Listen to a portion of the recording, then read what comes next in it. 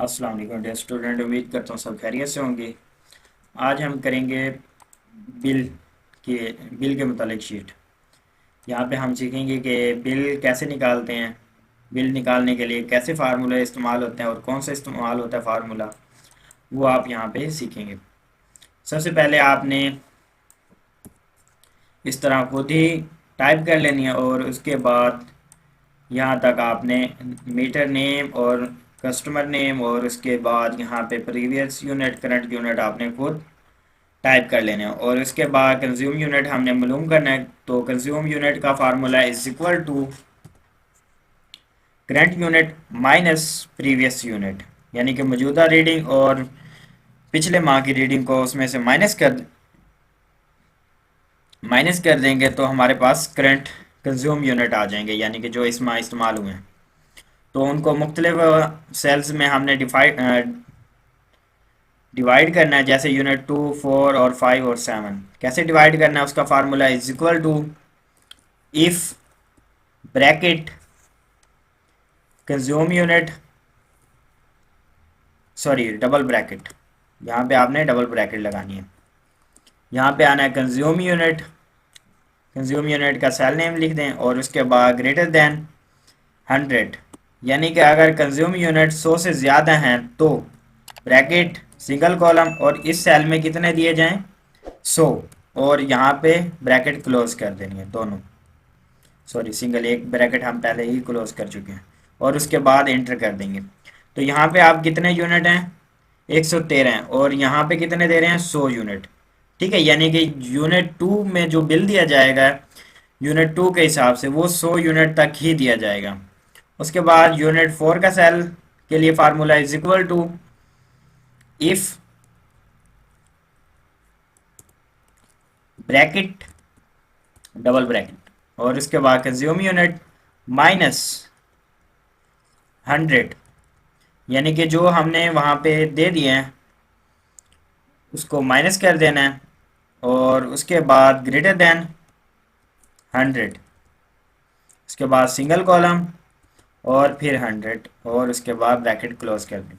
अब इस फार्मूले में वो कह रहा है is equal to if E6 minus 100, यानी कि E6 में से कंज्यूम यूनिट में से 100 माइनस कर दें तो फिर भी अगर 100 से ज़्यादा बचते हैं तो ग्रेटर देन 100, यानी कि 100 से ज़्यादा बचते हैं तो आपने यहाँ पे 100 देने हैं और उसके बाद यहाँ पे एंटर कर देंगे तो यहाँ पे बता रहा है कि फॉल्स। तो इसका मतलब यहाँ पे हमने कोई चेंजिंग की है।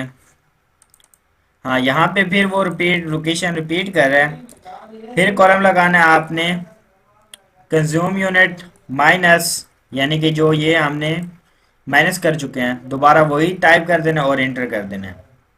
तो यहाँ पे आपके यूनिट 4 आ जाएंगे। अब यहाँ पे हमने 100 माइनस कर दिया, 100 यहाँ पे दे दिया और यहाँ पे हमने कहा है कि अगर 100 से ज़्यादा बचते हैं तो यहाँ पे 100 तक ही दिए जाएं। तो यहाँ पे आप देखें कि 113 यूनिट है, तो 100 उसने यहाँ पे दे दिए। अब इसको माइनस करके फिर उसके पास कितने बचे 13 यूनिट, तो 13 यूनिट उसने यूनिट 4 में दे दिए। इसी तरह नेक्स्ट यूनिट 5 को निकालने का फार्मूला भी इसी तरह is equal to if bracket दो ब्रैकेट उसके बाद कंज्यूम यूनिट माइनस 200, अब यहाँ पे 200 टाइप कर देंगे, उसके बाद ब्रैकेट क्लोज ग्रेटर देन, उसके बाद 100 कॉलम फिर 100 और उसके बाद फिर कॉलम और लोकेशन रिपीट कर देनी है consume unit minus unit 2 minus unit 4, अब यहाँ पे और उसके बाद ब्रैकेट क्लोज कर देनी है। अब यहाँ पे वो फार्मूला लगा रहा है इज इक्वल टू इफ, अगर इफ E6 माइनस 200, अगर आप कंज्यूमर यूनिट में से 100 माइनस करते हैं ग्रेटर देन 100, यानी कि अगर 200 माइनस करके भी 100 से ज़्यादा बेचते हैं तो आपने यहाँ पे 100 तक ही देने हैं, या 100 से कम या 100 तक ही यूनिट 4 में आपने देने हैं। उसके बाद यहाँ पे आया आगे वो लिख रहा है कि E6 माइनस F6, यानी कि E6 को E6 क्या चीज़ है कंज्यूम यूनिट को माइनस करें यूनिट 2 से, फिर माइनस G6 यानी कि यूनिट 4 से जो हम प्रीवियस पीछे दे चुके हैं उनमें से माइनस करके फिर भी 100 से ज़्यादा बचते हैं तो यहाँ पे 100 दिए जाएं। तो यहाँ पे बचते भी कुछ भी नहीं है तो यहाँ पे 0 आ जाएगा। उसके बाद यूनिट 7 को निकालने का formula is equal to consume unit minus unit 2 minus unit 4 minus unit 5, यानी कि इन सारे यूनिटों को माइनस करके बाकी जितने ही बचते हैं यहाँ पे दिए जाएं। तो ये आपके यूनिट 7 आ जाएंगे। उसके बाद है हमारे पास अमाउंट। अमाउंट का निकालने का formula is equal to bracket consume unit unit 2 multiply by 2 bracket close, फिर इज इक्वल टू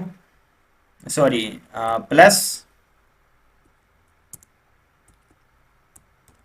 प्लस उसके बाद bracket start unit 4 multiply by 4, उसके बाद ब्रैकेट क्लोज, उसके बाद प्लस, फिर यूनिट 5 ब्रैकेट पहले ब्रैकेट आएगी, फिर unit 5 multiply by 5 bracket close plus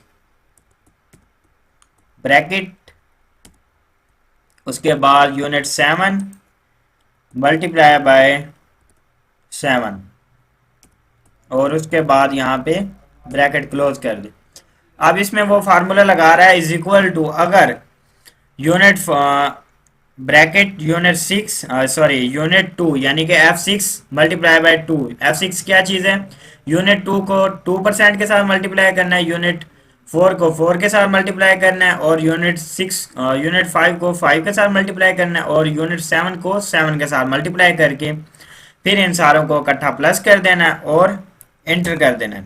तो यहाँ पे आपके पास अमाउंट आ जाएगी। उसके बाद मीटर रेंट इनका फिक्स ही होता है, जो भी है मैं यहाँ पे 444 टाइप कर देता हूँ। उसके बाद है जीएसटी निकालने का फार्मूला।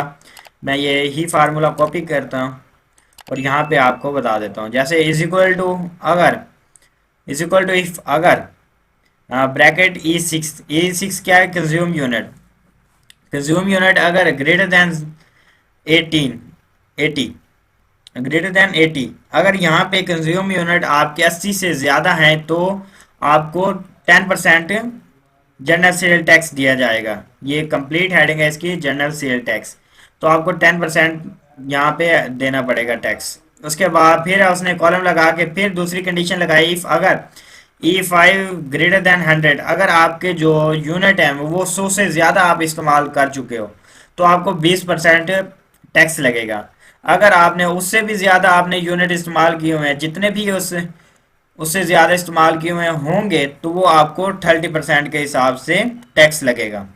उसके बाद आपने एंटर कर देना है और इनकी टीवी फिक्स ही होती है, जो भी है। मैं यहाँ पे फर्जी 150 टाइप कर रहा हूँ। उसके बाद है डिस्काउंट का फार्मूला है इज इक्वल टू, इफ अगर E6 लेस देन 100, यानी कि अगर आपके कंज्यूम यूनिट 100 से कम है तो आपको 21% डिस्काउंट दिया जाएगा। उसके बाद फिर कंडीशन रिपीट कर रहा है कि इफ E6 लेस देन 400 तो आपको 25% डिस्काउंट दिया जाएगा, अदरवाइज आपको 33% डिस्काउंट दिया जाएगा। तो उसके बाद आपने एंटर कर देना है, तो यहाँ पे डिस्काउंट आ जाएगा। उसके बाद है अमाउंट निकालने का formula is equal to, amount का फार्मूला ही यही कॉपी कर लेते हैं। तो यहाँ पे वो कह रहा है इज इक्वल टू, अमाउंट है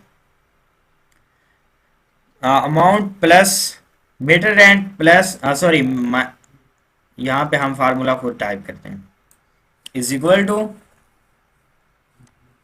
amount plus meter rent minus plus TV fees कर लें, टैक्स प्लस टैक्स,